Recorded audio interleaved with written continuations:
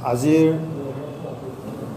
এই প্ৰেছ বাৰ্তাৰ জৰিয়তে আমাৰ অসমৰ আৰু বিটিআৰ অঞ্চলৰ সমূহ ৰাইজলৈ আমি এটা কথা জনাব বিচাৰিছোঁ যে আজি গণৰাজ্য দিৱস দেশজুৰি পালন কৰা হৈছে। অসমতো আমাৰ গণৰাজ্য দিৱস সুচাৰুৰূপে পালন কৰা হৈছে আৰু বিটিআৰতো আমাৰ প্ৰমোদ বড়ো ডাঙৰীয়াৰ নেতৃত্বত কোকৰাঝাৰত গণৰাজ্য দিৱস পালন কৰা হৈছে। আজিৰ এই মুহূৰ্ততে এটা বিটিআৰবাসী ৰাইজৰ কাৰণে সুখবৰ আমি পাইছোঁ।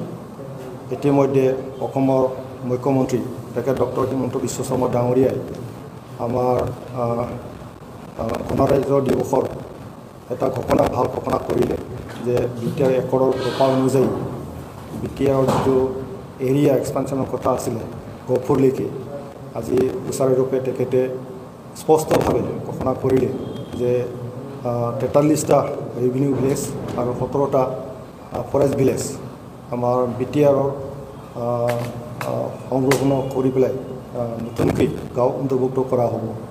এই মুহূৰ্তত আমি বিটিআৰবাসী হৈ আৰু আমাৰ সকলো ৰাইজৰ হৈ পেলাই ডক্টৰ হিমন্ত বিশ্ব শৰ্মা ডাঙৰীয়াক আমি ধন্যবাদ জনাইছোঁ। তেখেতৰ আন্তৰিকতাৰে আমি ধন্যবাদ জনাইছোঁ।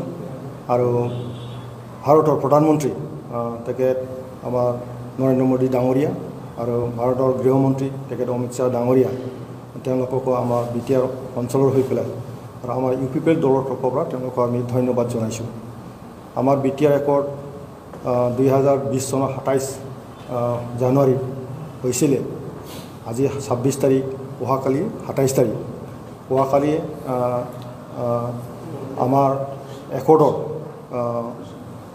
3 বছৰীয়া এটা উপক্ৰম হ'ব। তো গতিকে অহাকালি যিটো আমি উদযাপন কৰিবলৈ গৈ আছোঁ একৰ্ড ডে হিচাপে, আগমুহূৰ্তত আজি গণৰাজ্য দিৱসত আমি ভাল খবৰটো আমি পালোঁ। তো গতিকে এটা কথা আমি স্পষ্ট ক'ব বিচাৰিছিলোঁ যে এই মুহূৰ্তত বড়োসকলে 3টা একৰ্ড আমি পাইছোঁ।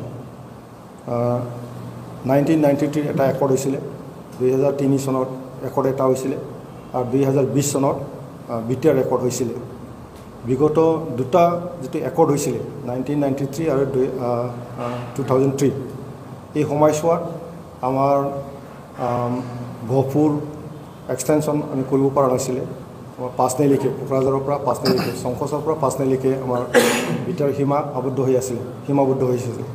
কিন্তু 2020 চনৰ যিটো একৰ্ড সেই একৰ্ডত কথা দিয়া হৈছিল যে আমাৰ বিটিআৰ সীমা সম্প্ৰসাৰণ কৰিব লাগে, গহপুৰলৈকে সম্প্ৰসাৰণ কৰিব লাগে আৰু সেই মৰ্মে আজি সম্প্ৰসাৰণ কৰা হ'ল।